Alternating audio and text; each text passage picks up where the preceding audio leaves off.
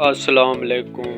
जंगलों में कुछ इस तरह होता है, इंसान इंसान को काटता है लेकिन जानवर को भी काटते हैं। जंगलों में इस तरह ये देखें, मगरमच्छ एक भैंसे को पकड़ा हुआ है और ये अपनी खुराक हासिल करने के लिए इतना ज़बरदस्त जोर लगा रहा है कि ताकि इसको मैं हासिल कर लूँ। ये जो जंगल के शेर हैं, वैसे तो कहने में मालूम होता है कि हर आदमी कहता है यार मैं शेर हूँ, शेर हूँ। शेर भी कभी न कभी किसी का शिकार हो जाता है, तो शेर को भी डर होता है। ये देखें, ये मगरमच्छ और शेर दोनों इस तरह के जानवर हैं कि इन्होंने जंगलों में बादशाही कर रखी है।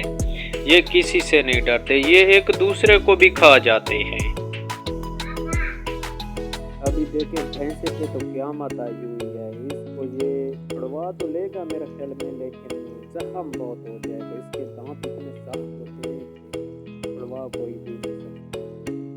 तो शेरों के साथ भी तो कभी ऐसा होता है कि आप देख रहे हैं कि शेर भी कभी ना इस तरह होता है कि बहुत भागना पड़ता है। अभी ये देखो, इसको हर तरफ मौत होती है। इंसान को कभी कभी इस तरह का आ जाता है, नौबत हर तरफ मौत आ जाती है।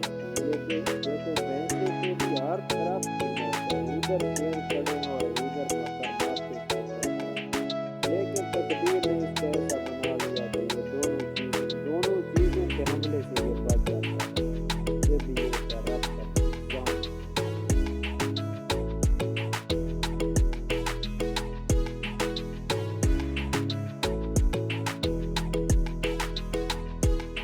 अच्छा देखें, शेर भी ना तो अकेले में तो हमला नहीं करता, वो भी 4-5 मिला लेता है फिर हमला करता है।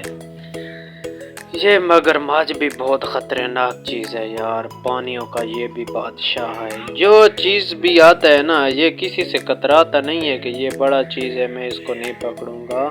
चाहे जो भी चीज़ आ जाए पानी के साथ, तो ये तो ऐसे बढ़ता है ना कि चांस भी, मिसिंग का चांस भी नहीं लेता। अजीब चीज़ खुदा ने इस पानी में बना रखी है।